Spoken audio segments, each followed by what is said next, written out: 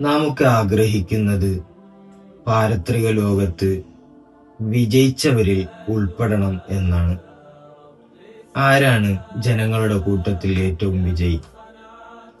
ഒരു മഹാൻ പഠിപ്പിക്കുന്നു, അസ്അദുന്നാസി മൻ ലഹു ഖൽബുൻ ആലിമുൻ വബദനുൻ സ്വാബിറുൻ വഖനാഅത്തും ബിമാ ഫിൽ യദി. ഏറ്റവും വിജയി വിവരമുള്ള ഹൃദയമുള്ളവനാണ്. അതുപോലെ ക്ഷമയുള്ള ശരീരമുള്ളവനാണ്. ഉള്ളതുകൊണ്ട് തൃപ്തിപ്പെടുന്നവനുമാണ്. നാം നമ്മുടെ ജീവിതത്തിൽ അറിവ് സമ്പാദിക്കണം, ക്ഷമ കൂടെ പുറപ്പാക്കണം, ഉള്ളതുകൊണ്ട് തൃപ്തിപ്പെടാൻ സാധിക്കുന്ന രൂപത്തിലായിരിക്കണം.